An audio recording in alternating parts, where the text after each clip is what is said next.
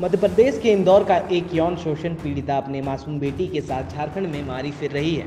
उसने गिरिडीह के मधुबन थाना क्षेत्र निवासी सॉफ्टवेयर इंजीनियर प्रेमी प्रशांत कुमार मंदिलवार उर्फ रिकी पर कुंवारी मां बनाने का आरोप लगाया है। शांत कुमार मंदिलवार के द्वारा मुझे शादी का झांसा देता रहा 2 साल तक और मेरा यौन शोषण किया। उसने यह भी बताया कि उसे मां बनाकर आरोपी इंदौर से गिरिडीह भाग आया। पीड़िता ने इससे संबंधित साक्ष्य भी पुलिस के सामने प्रस्तुत किया, जो कि उसकी बेटी का डीएनए रिपोर्ट है, जिससे यह साबित हो चुका है कि उसकी बेटी का पिता प्रशांत कुमार मंदिलवार ही है।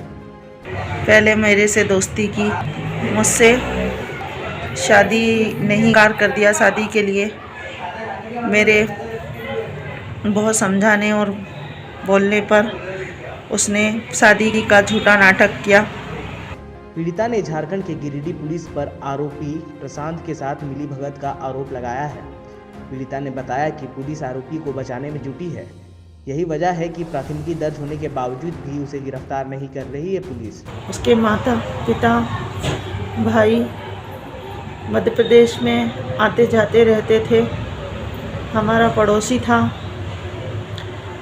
बगल में ही रहता था और उसके मम्मी पापा हमेशा मेरे से मेलजोल रखते थे। मुझे जान से मारने की धमकी दी गई। मेरी बेटी को इन लोगों ने 2 घंटे किडनैप तक करके रखा और मैंने पुलिस को सूचना दी, मधुबन थाना को। और मधुबन थाना वाले बार बार यही बात कहते हैं कि इतनी दूर कब तक आओगी, और वो लोग कहते हैं कि तुम इतनी दूर आओगी, हमारा कुछ नहीं बिगाड़ सकती हो, क्योंकि वो पैसे वाले लोग हैं जिनके यहाँ प्रशांत उर्फ रिंकू का भाई काम करता है। वो लोग नेता नगरी माफिया लोगों से जुड़े हुए हैं। वो अपनी बेटी को इंसाफ दिलाने के लिए, उसके पिता का नाम दिलाने के लिए पिछले कई दिनों से झारखंड में भटक रही है और अब राजभवन के सामने धरना पर बैठने का मन बना चुकी है। इंदौर की इस पीड़िता ने प्रधानमंत्री, राष्ट्रीय महिला आयोग की अध्यक्ष, झारखंड के राज्यपाल, मुख्यमंत्री, एडीजी, सीआईजी, आईजी अभियान, एसपी गिरिडीह, डीएसपी डंगूरी आदि को भी इससे बाबत पूरी जानकारी दी है और न्याय की गुहार लगाई है।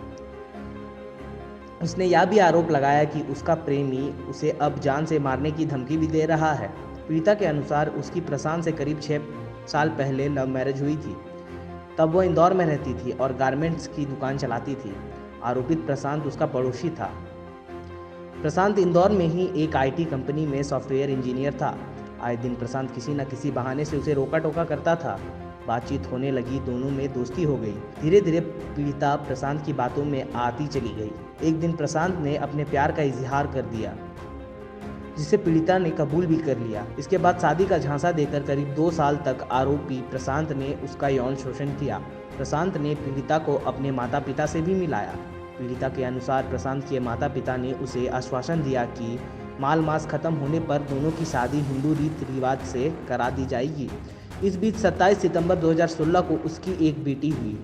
गर्भ धारण करने पर आरोपित ने गर्भपात का भी दबाव बनाता था, लेकिन पीड़िता ने बच्ची को जन्म दिया। बेटी के जन्म के बाद प्रशांत शहर छोड़कर भाग निकला। फिर पीड़िता ने शुरू की प्रशांत की तलाश। प्रशांत के भागने के बाद पीड़िता ने अब उसकी तलाश शुरू कर दी। वह जिस भी कंपनी में काम करता था, वहां से पीड़िता को पता चला वह नौकरी छोड़ चुका है। वह भागे आरोपी के पार्टनर मयूर जैन से मिली तो उसने भी कोई जानकारी नहीं दी। वहां उसका आधार कार्ड, बैंक पासबुक मिला। इसके बाद पीड़िता ने इंदौर के प्रदेशीपुरा थाना में आरोपी के खिलाफ दुष्कर्म से संबंधित प्राथमिकी दर्ज कराई।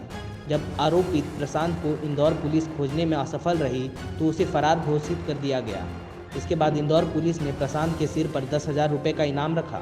यौन शोषण के आरोपित को खोजते खोजते पीड़िता गिरिडीह पहुंची और मधुबन थाना क्षेत्र स्थित आरोपी के घर भी 5 दिनों तक रही। बेटी पर सवाल उठाने पर पीड़िता ने उसकी डीएनए रिपोर्ट भी दिखाई। वहां भी जब प्रशांत के परिवार ने प्रताड़ना किया तो पीड़िता ने मधुबन थाना में भी आरोपित के खिलाफ दुष्कर्म का मामला दर्ज कराया। इस मामले में अनुसाध के दौरान पुलिस ने आरोपों को सही पाया और आरोपित प्रशांत पर चार्जशीट भी दाखिल किया। इसके बावजूद 2016 से अब तक आरोपित नहीं पकड़ा जा सका और तब से ही पीड़िता लगातार चक्कर लगा रही है। अगर आप हमारे इस चैनल पर नए हैं या फिर आपने अभी तक हमारे इस चैनल को सब्सक्राइब नहीं किया तो जल्द से जल्द इसे सब्सक्राइब करें ताकि हम आपको देश विदेश में हो रही हर छोटी बड़ी खबरों से अवगत करा सकें।